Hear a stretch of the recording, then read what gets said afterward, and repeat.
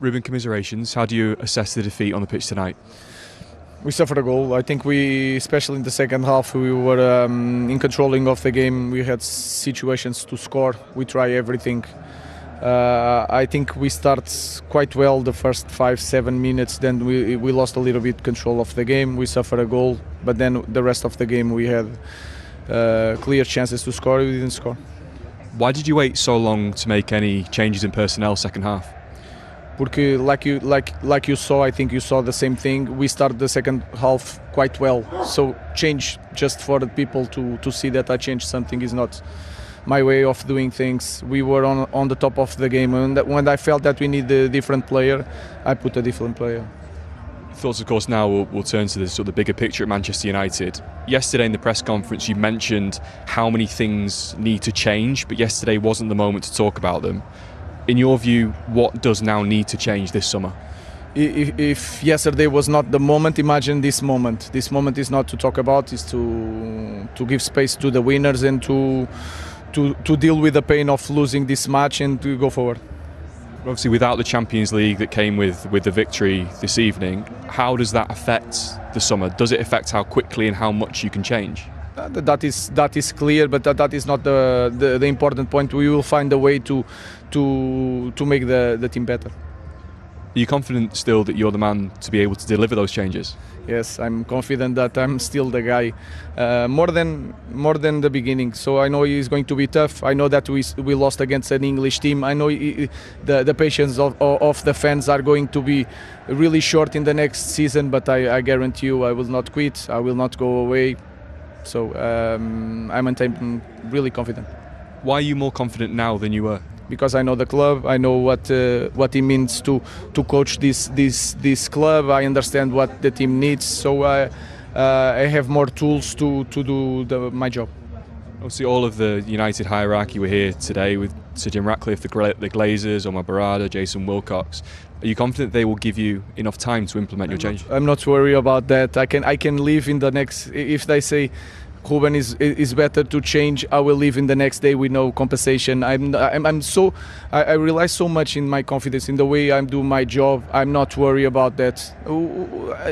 The biggest pain is to lose games and to lose this final, and not to give something to the fans and especially to my players. So whenever they want, I'm really confident on myself, and I continue to do my job if the board wants me. Thank you, Ruben. Thank you. He's more confident than ever in his ability to do this job. Do you think he is still the right guy?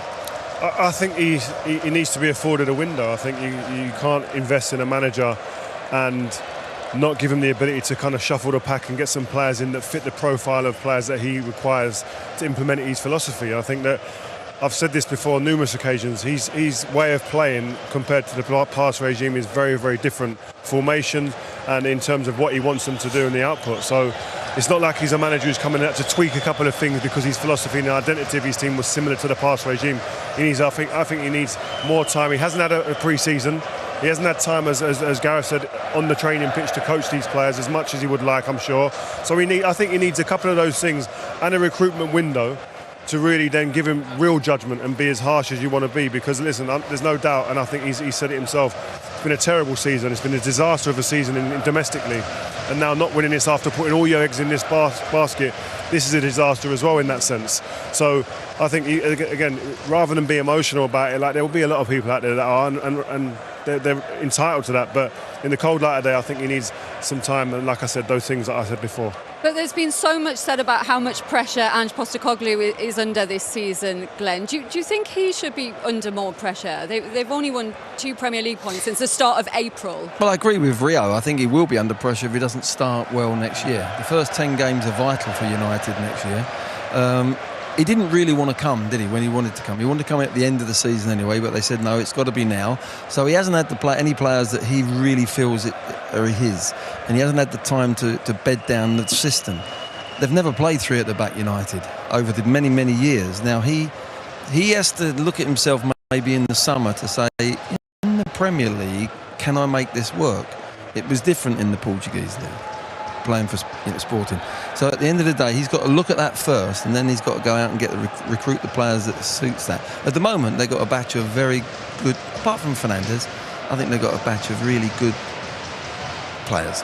Nothing world class, nothing special that particularly this club, Manchester United, have always had in their squad. What will the pressure be like, Gareth, then at the start of next season now? Yeah, of course it's going to be extremely high, but I think everyone at the board, I imagine, wanted that manager. It's kind of up to them now. If they've made the right decision, they should back him. I think he clearly believes in himself, and I think he did a great interview then. He really was respectful to Tottenham, the winners. He didn't create any big headlines with his answers, so I think that showed a true bit of class as well. So I think if the board think he's the right guy, they've got to back him. And like I said before, I think next season now he will have time with no European competition. He'll have time to work on things on the training field because they'll have no midweek games. Is that the one positive thing, that he will have that time with the players? Because perhaps in their current situation, the Champions League may have been a poison chalice for them. Yeah, I think it'd be impossible for him to say that publicly, but I think deep down him and his coaching staff will be rubbing their hands together in some sort of way, going, listen, we can now get our hands on these players a bit more and kind of mould them to what we believe is the right way to play. And he's actually said they're not ready. Yeah, not ready. I just don't think. I don't know if they're not ready. I don't think he has the profile of player to play the way he wants to play. I don't think he has the players who are physically capable of going week in, week out, man to man against any team in the Premier League and coming out confidently on top. Until he gets that, I think the way he plays, he needs to have players who can do that. Yeah. And that's why I think the recruitment period now is going to be vitally important. I think that midfield area for United has been a massive problem. I mean, even the first half here, Spurs didn't have the creation, but the three in there for Tottenham tonight smothered them. Totally smothered them first half, and they couldn't get hold of the ball. They couldn't get themselves into the game. And I think in that, when you think of the players they've had in yesteryear in that midfield area, they've got to look at that. Whether you're playing whatever system, you've got to have that right. He's been swapping players and trying to find a little system that's going to help them when they have the wing backs. But I don't see a real clarity of the way. The best they've played was at Anfield.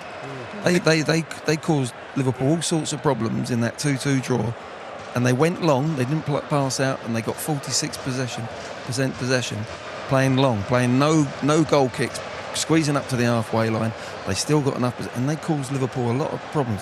And I thought then, hang on, the pennies all dropped here for these players, and they look threatening. They look like the tough team to play against in that system. It can be.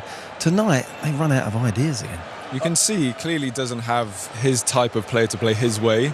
He's kind of had to, I guess, adapt and try and use the players that he's got to make his style. So I think giving him some transfer windows, getting the players in that he wants to play his style to suit his way of pressing, playing, whatever it is, he needs that time, and I think that's the only way he'll be successful here. And the club knew how rigid his approach was when they brought him in mid-season, so I guess they have to give him those players to give him a chance. And that's why I believe they will give him that chance, because they all know there's people in there, Omar, Jason, Wilcox, people they understand football. Jason's played the game. You know how important a pre-season is for a player and managers to really implement their philosophy and get their things right and fine-tune things. That pre-season window of opportunity on the grass is hugely important. And another thing, if they thought this season was a pressure cooker for these players, this next 10 games, it starts